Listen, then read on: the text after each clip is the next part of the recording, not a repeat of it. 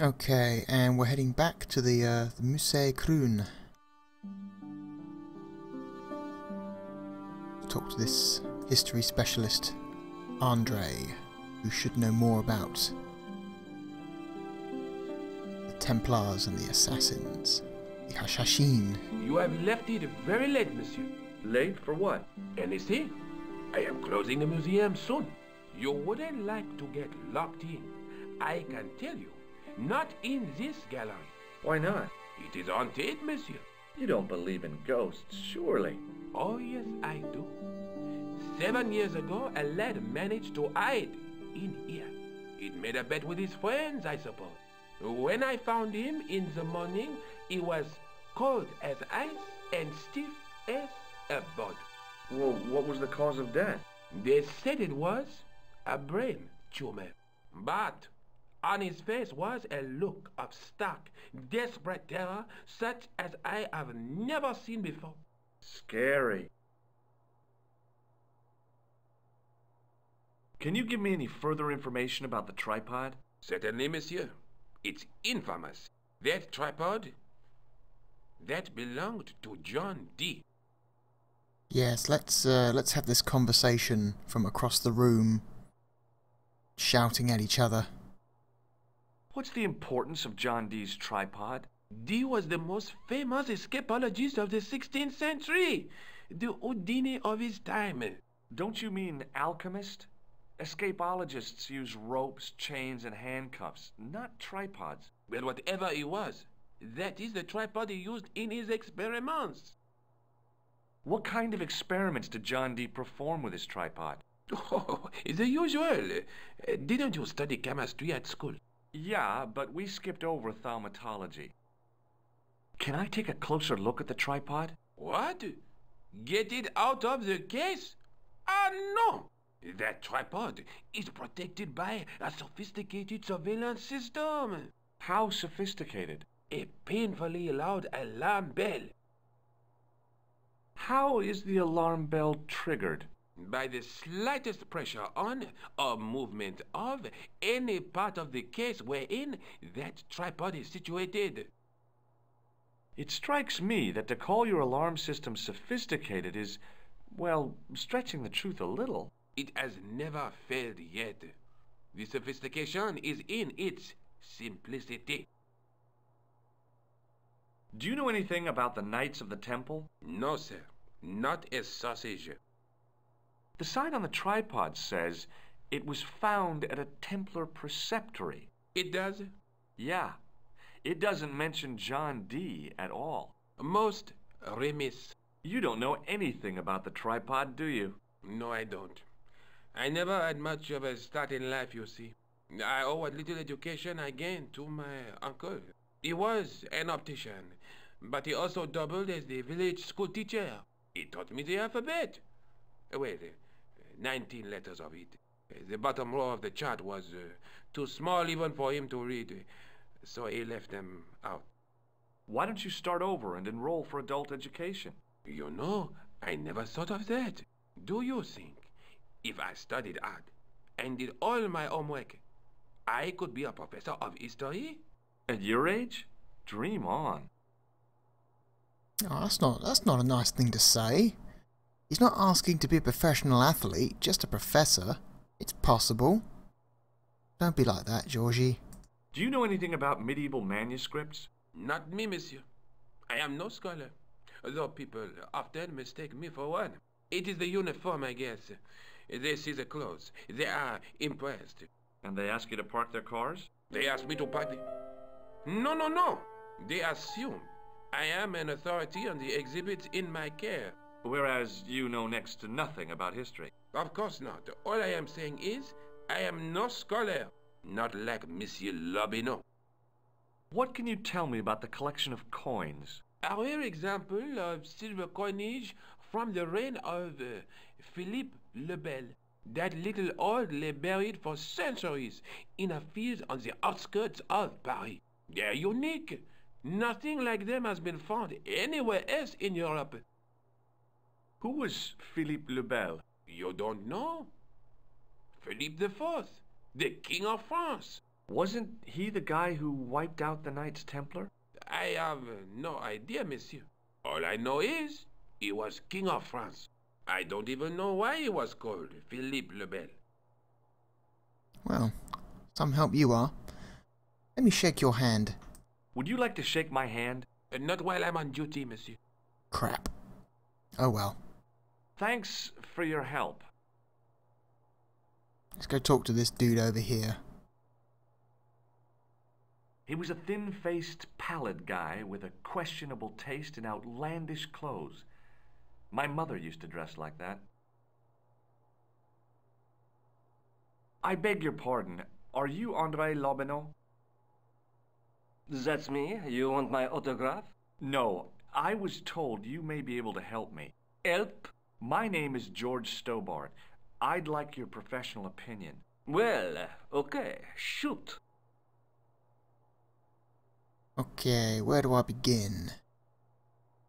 Have you ever heard of the Hashashin? Why, yes, it was a radical Muslim sect whose name became synonymous with murder. It was formed in 11th century Persia, shortly before the Crusades. At roughly the same time as the Templars. Yes, they gave a new word to our language, Assassini, the assassins. How did the assassins get their name? From the legends surrounding the secrets of their initiation rites. A young man who sought to join the sect was given hashish until he drifted into dreams. He awoke to find himself in a fabulous garden with everything he could wish for. The freshest water, the most delicious food, the choicest hash, and the most delectable women imaginable. Cool. Do you have the address? I haven't finished the story. There was a price to pay for this taste of paradise. Wouldn't you just know it? The young man would wake the next day to find himself back in the real world. He was told that he'd been given a glimpse of the heaven reserved for holy martyrs. A heaven he would enjoy for eternity if he was willing to join the Hashashin. How did the assassins operate? Well, as I explained, the new recruits would be only too willing to die for the cause. They'd be instructed in the use of the dagger, poisons, and disguise. Then, the Grand Master of the sect would name an enemy of Allah. And they'd stop at nothing to eliminate that enemy. You got it. They were fearless and deadly. Does the cult of the assassins still exist? Take a look around at the world today. You tell me. Templars? Assassins? Story of this game somewhat familiar, don't you think? Does the name Montfaucon mean anything to you? Except more well written. Sure. It was the most grisly spectacle in Paris until the Revolution. A public toilet? Montfaucon was the place of execution for many thousands. A dark temple of death, with row upon row of arches, each one framing a grim exhibit. Scores of rotting corpses swung on creaking rope, while the crows devoured their flesh. That explains the image of the hanged man. I found a reference to Montfaucon in Ireland, in a village called Lochmarn. Lochmarn? That's where Pegram was digging. That's right. He'd left the excavation before I arrived. Do you know Pegram well? Not really. I met him at a conference. I would have liked to talk to him in depth, but I didn't have time. When was this? Oh, back in the summer, July, I think. The second week of July? Maybe. Yes, it was, just before Bastille Day. So Pegram was in Paris at the same time as the other victims. Pardon? Victims of what? Nothing. Just thinking aloud. Mysterious. But at some point, all the victims who have been killed have all met up in Paris at some point. Maybe it's just a coincidence, or maybe there's more to it. Where was the site of Montfaucon? To the northeast, near the Canal Saint-Martin, but there's nothing there now. The old gibbet was torn down during the Revolution. What can you tell me about Philippe le Bel? He was responsible for the extermination of the Knights Templar. I know that, but why was Philip so hot to get rid of them? Mostly because he wanted to get his hands on their treasure. He had an enormous debt and a lifelong war with England to fund. The trouble was, the Templars were a highly respected holy order. If the Templars were so powerful, how did this Philippe dude wipe them out? By underhanded, dishonorable means, of course. The Pope was Clement V, a Frenchman. French, huh? Handy for Philippe. Fate had nothing to do with it. He was Philippe's puppet, planted to further his political ambitions. Philippe wanted the wealth of the Templars and used Clement to get it. So what was Philippe's plan? What happened? Sealed orders were sent out all over France, not to be opened until the appointed day. That day was Friday, July 13th. That's the origin of our superstition regarding that date.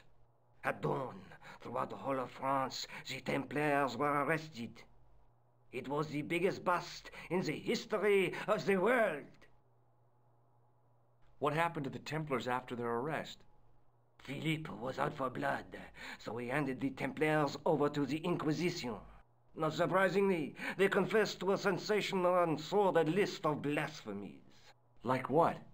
Oh, the sort of things you read about in the gutter press. Devil worship, lewd sexual practices, spitting on the Holy Cross, that kind of thing. Well, that must have given their lawyers some headaches. Whether or not the accusations were true, this was not good publicity.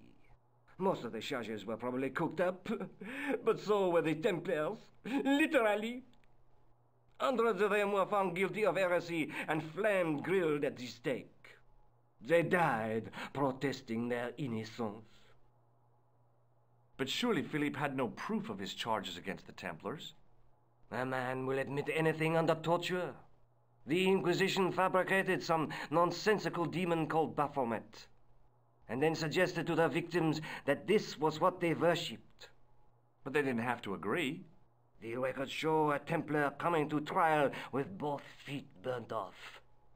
Fragments of flesh and charred bone falling from the stumps. What would you not admit to stop such torment? So there was no truth at all in the Baphomet accusations? Not a shred. Almost every victim described the idol differently. No, Baphomet never existed outside the sick minds of the Inquisitors. So Philippe stole the Templars' riches, huh? Oh no, they weren't stupid. The king's troops marched first on the temple in Paris, then to the Templar home port at La Rochelle. There was no trace of the treasure, and the fleet of the Knights Templar had set sail. I'd like your opinion on a medieval manuscript. Vraiment? Do you have it with you? No, it's too fragile. And besides, there are certain people who'd stop at nothing to get their hands on it. Intriguing. Do you have a copy of the text? There isn't much, only a few Latin phrases. I was kind of hoping you'd help decipher the pictures. Without seeing the manuscript, that's a tall order. Just tell me one thing. What does the image of two men riding on the same horse suggest to you? The Knights Templar. Does the Templar seal appear on this manuscript? I'd love to see that for myself. Can you tell me anything about the Knights Templar? I sure can, Georgie. Soldiers, diplomats, mercenaries, monks, bankers, you name it, the Templars fit the bill. The greatest fighting force in Christendom, the militia of Christ. Jeez. How did the Templars get their name? From the building in which they set up their headquarters. The King of Jerusalem gave them part of a mosque on the Temple Mount. It was said to have been the site of the original Temple of Solomon. The order became known first as the Knights of the Temple, and later as the Knights Templar. You're a mine of information, Andre. Glad to be of help, Georgie. How come the Templars became so wealthy? There was a constant stream of new recruits to their ranks, many from noble families. They were required to swear a sacred oath of poverty, chastity, and obedience. So, their money, goods, and lands were donated to the order. The Templars soon held land in France, Scotland, England, Spain, most of Europe, in fact. The poor Knights of Christ became the wealthiest power in Christendom.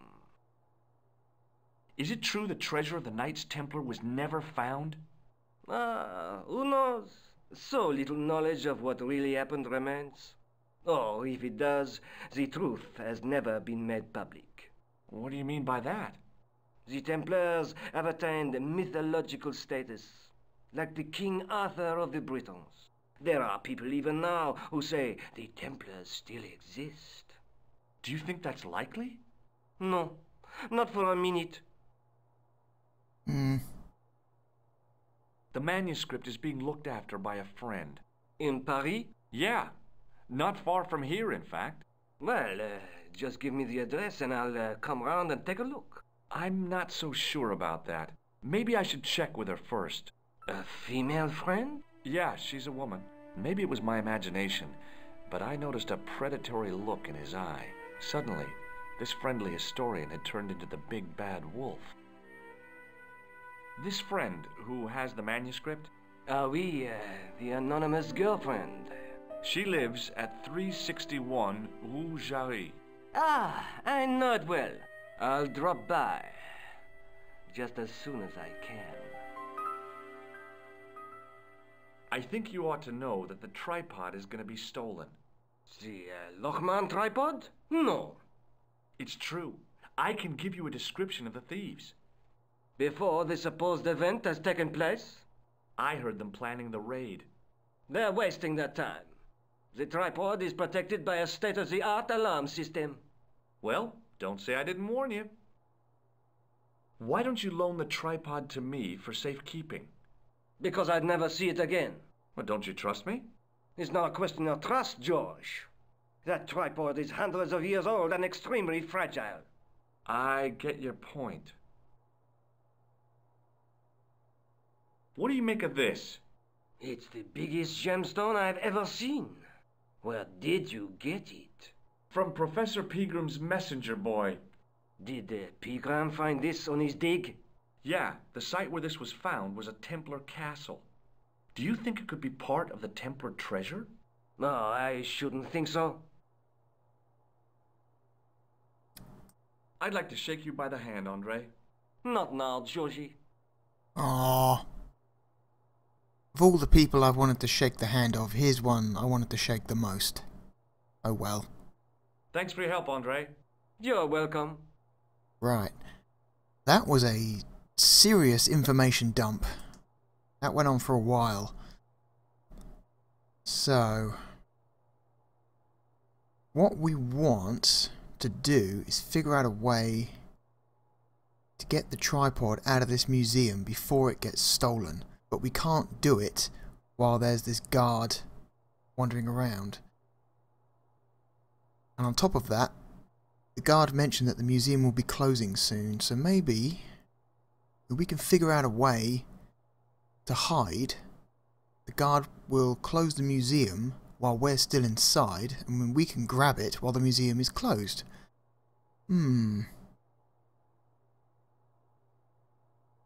The totem pole looked distinctly out of place in the setting of the museum.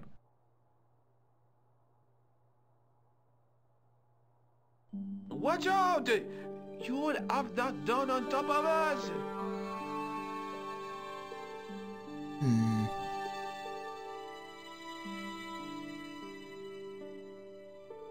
It was an ancient Egyptian sarcophagus with a beautifully painted effigy of its owner on the lid.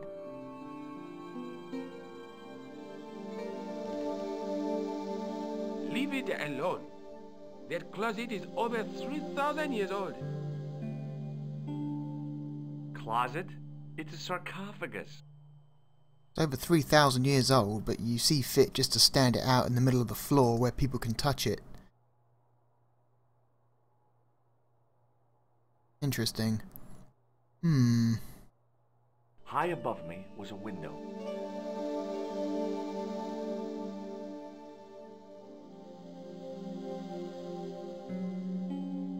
metal rod attached to the wall was connected to the window.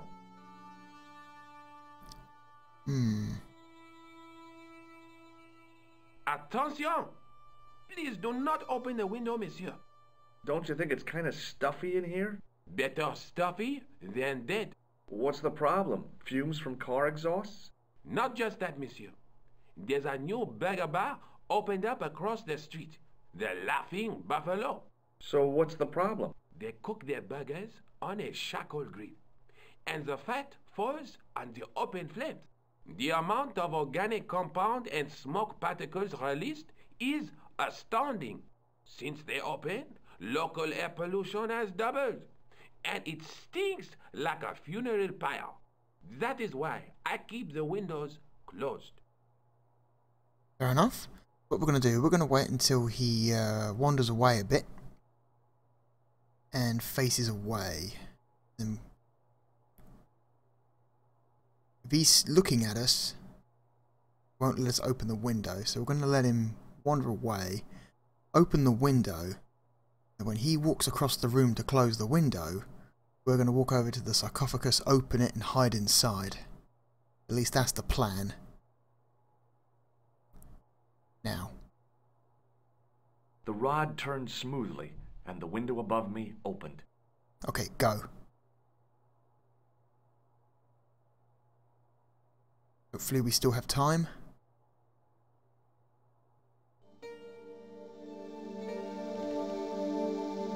Just enough. Boom.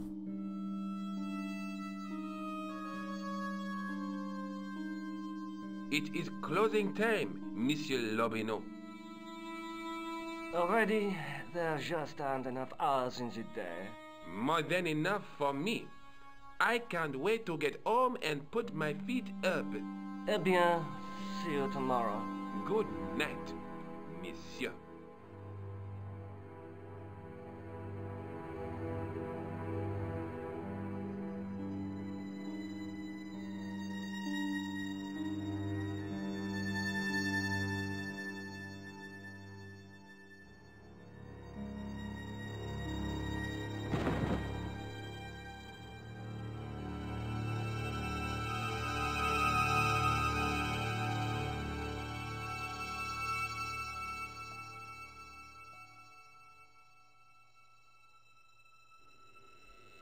So, gotta be careful, because this is one of the parts of the games where you can die. Quit fooling around, you moron! Get your ass over here and bring that flashlight.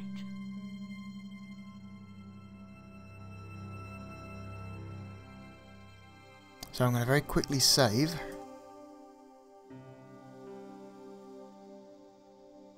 And I'm going to intentionally screw up. Guido! What's the big idea, you dummy? Shine the light down here. The mummy! It's come alive! If that's a mommy, I'm glad I'm an orphan.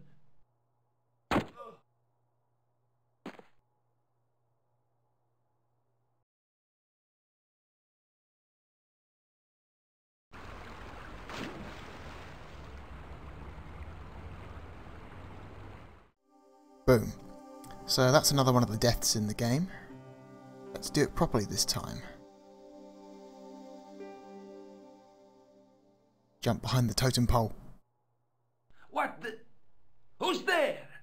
Let's get out of here!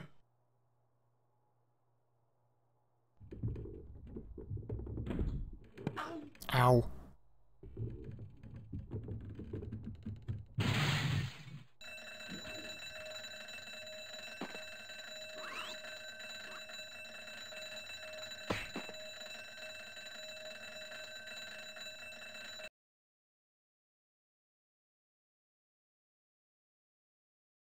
And when I woke up, I was at the police station. Luckily, I managed to persuade Rosso I was innocent. Poor Georges. What a mess. I bungled the whole thing. I don't think so. You made a pretty good job of distracting those two crooks. Yeah, but the killer got away with the tripod. No, he didn't. He's not the only one who can dress up in costume. You mean... It was you who stole the tripod? Oh, hell, Nico. I could have been shot. Those dogs are more likely to shoot their own feet. I just wish you'd told me your plans. We're supposed to be in this together. But how come you dressed up like a pantomime cat? Don't sulk, Georgie, please. Oh, rats. And don't call me Georgie. Oh, I really thought you'd be pleased. After all, we've got the tripod. Aren't you going to try putting the gem on the tripod? I guess so.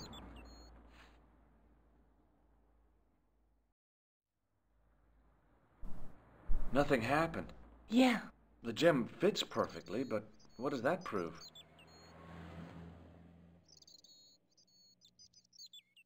I'm just going to put this in my coat pocket. Maybe the tripod has to be in a certain location. There's nothing on the manuscript to indicate where, though, is there? Oh, by the way, I had a visit from André Lobineau. Oh, yeah. I hope you didn't mind me giving him your address. Not at all. It was lovely to see him again. He was over the moon when I showed him the manuscript. It's not often he gets that excited. He made a sketch of the knight's crest to take back to the museum. I believe he's identified the family who bear that crest. I sure hope so. Lobineau explained who the Hashashin were. Yeah? The cult of the assassins. Oh, boy! Oh, cool. We're fighting a cult of assassins. The best news she's had all year. Have you found out any more about the Knights Templar? Yes, I have. The guy responsible for their downfall was Philippe IV, the King of France, otherwise known as Philippe le Bel. I've heard of him. Well, he is known to history as Philippe the Fair, but I doubt if the Templars called him that. I'm sure André will tell you all about him. What do you think the purpose of this tripod is? On the manuscript, the gem is shown mounted on top of it. So, we risked a criminal charge to steal a display stand? Don't ask me. Maybe it's intended to hold the gem in a specific position. Let's have another look at the manuscript. Just very quickly. Let's take another look at the manuscript. That's what I said. That's the tripod we borrowed from the museum. That's the gem that Pegram found in Lochmarn. There's a woman looking at her reflection in a mirror, but the reflection has 3 hideous faces. The Night Scroll bears a phrase in Latin. Through my teachings, you will be enlightened. There's a guy working on a loom. There's a guy with a sword and a bull. Between them is a gem supported by a tripod. Interesting. I think we've learned all we can for now.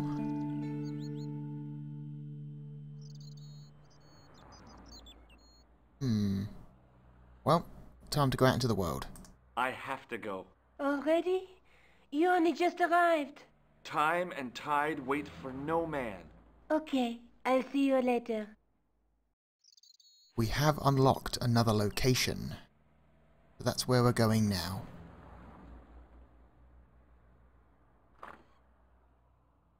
At least, that's where we're going in the next video.